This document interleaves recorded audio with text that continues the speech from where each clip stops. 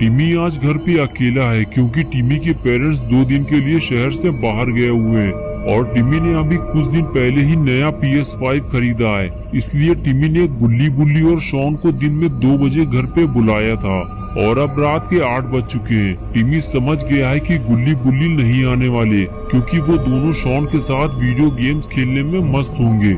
इसलिए टिमी टीवी देखकर अपना टाइम पास करने लगता है। टिमी के पास एक डॉगी भी है जो कि इस वक्त सो रहा है, वरना वो टिमी के साथ खेलता रहता है। टिमी गुल्ली गुल्ली की वीडियोस देख ही रहा था कि तभी गुल्ली ने टिमी को फोन किया और कहने लगा, टिमी हम रास्ते में हैं। शॉन घर पे नहीं था इसलिए देर हो गई। लेकिन टिमी को लगा कि गुल्ली उसके साथ मजाक कर रहा है, इसलिए टिमी ने कहा, मुझे पता है तुम लोग नहीं आ रहे हो, मुझसे झूठ मत बोलो गुल्ली। ये कहकर टिमी ने फोन काट दिया और टीवी देखने लगा। तभी डॉगी जोर जोर से भौंकने लगा।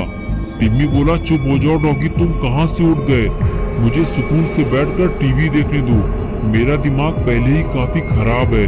टिमी के मना करने के बाद भी जब डॉगी चुप नहीं हुआ तो टिमी को उठकर डॉगी के पास जाना पड़ा।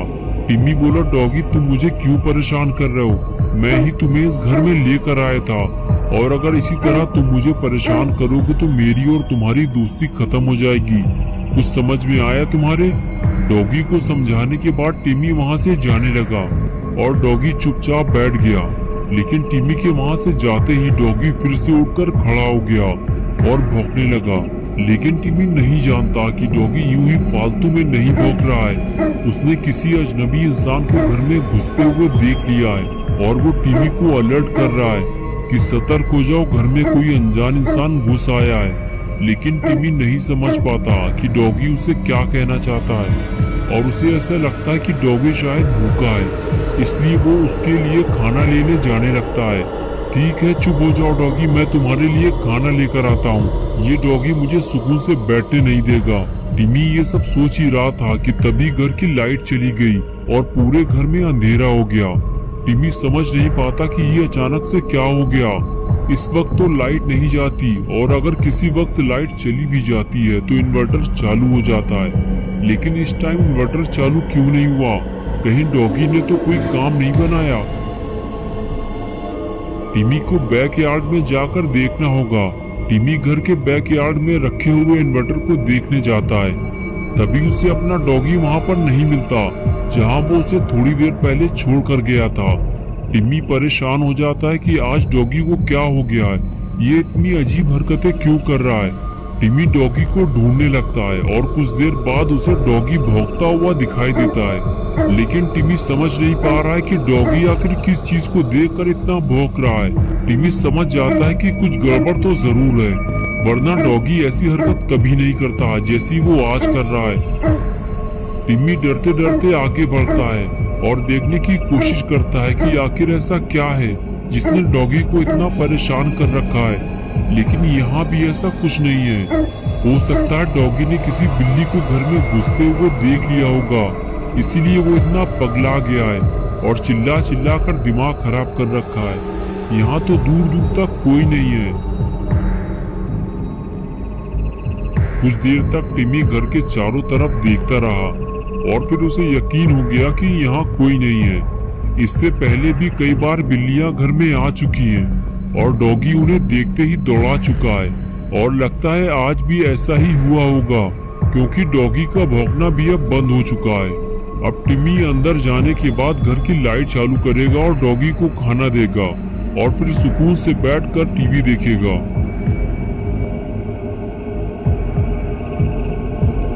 टिम्मी ने देखा कि उसका डॉगी भी अब वहां से जा चुका है और अब चारों तरफ सन्नाटा हो चुका है।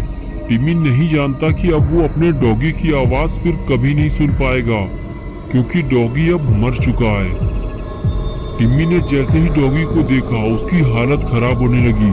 टिम्मी समझ गया है कि घर में कोई है जो उसकी जान लेना चाहता है और उसी ने डॉगी को मारा है क्योंकि डॉगी के रहते हुए वो टिम्मी पे हमला नहीं कर पाता।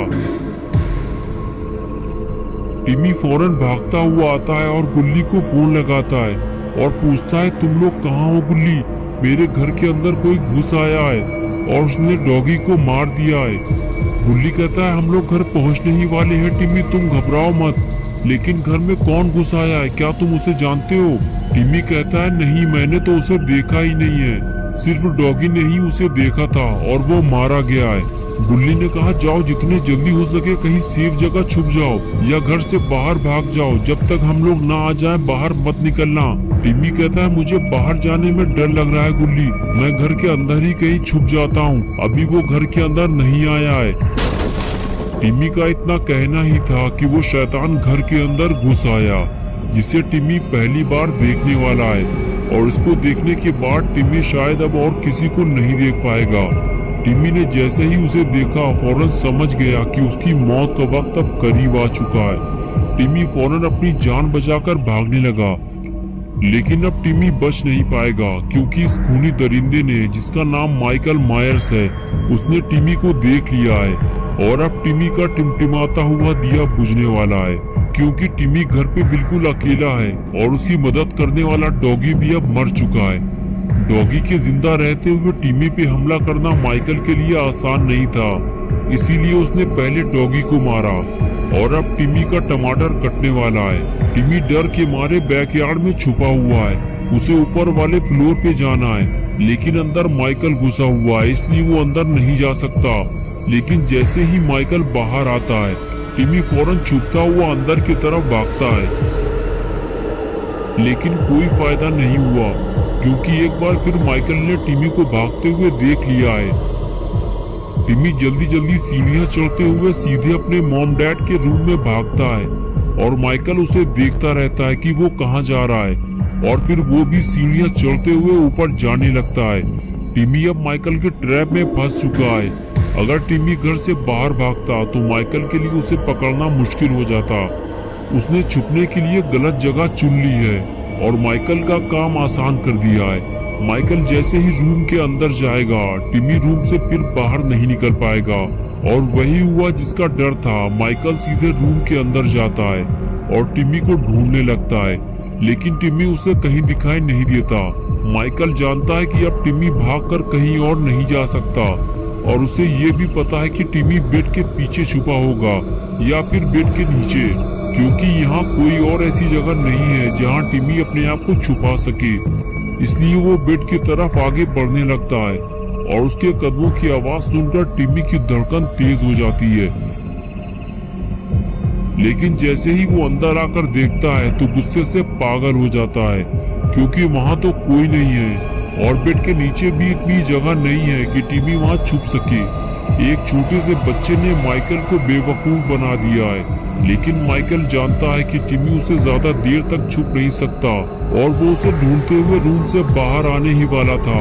लेकिन तभी टिम्मी ने माइकल को देख लिया और बाथरूम का दरवाजा बंद करके फिर से बाथरूम में छुप गया।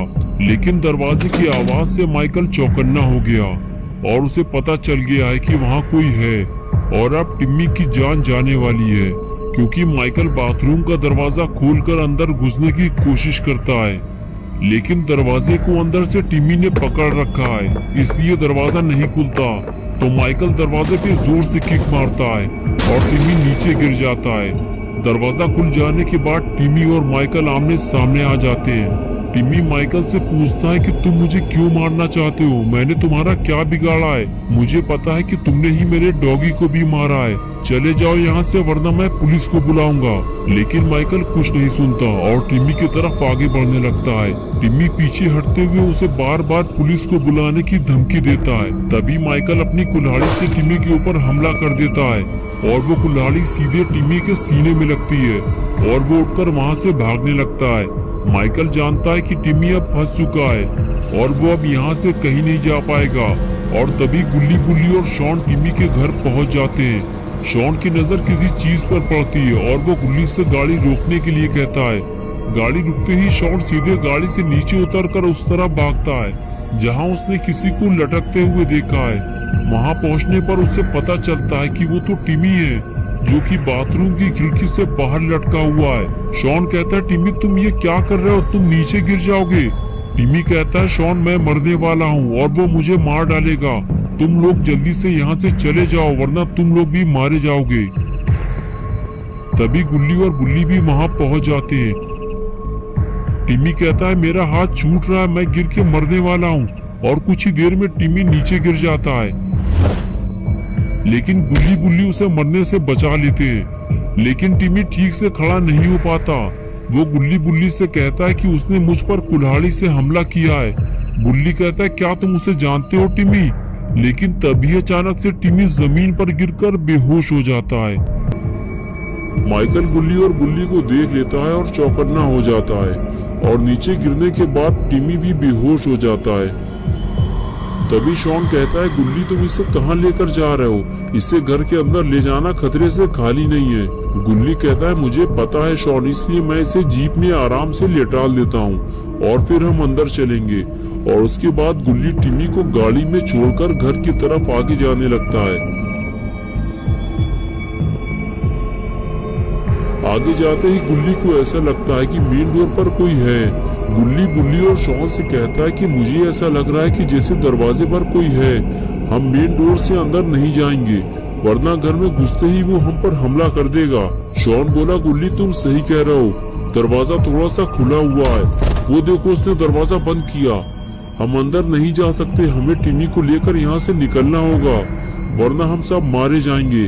तुमने देखा नहीं उसने टिमी का क्या हाल किया है। तभी बुल्ली बोला, शॉन तुम डरो नहीं, मुझे लगता है कोई छोटा मोटा चोर घर में घुस आया है और अगर हम यहाँ से भाग जाएंगे तो उस चोर को घर में आराम से चोरी करने का मौका मिल जाएगा और टिमी के घर का सारा सामान चोरी हो जाएगा और हम ऐसा नहीं होने देंगे। हमें दूसरे रास्ते से अंदर चलना होगा, लेकिन ध्यान से, वरना हमारे साथ कुछ भी हो सकता है। बुल्ली बोला, हाँ तुम ठीक कह रहे हो बुल्ली, मुझे भी ऐसा ही लगता है कि चोर को पता चल गया होगा कि घर पे कोई नहीं है और फिर जब उसने टिमी को घर पे देखा होगा तो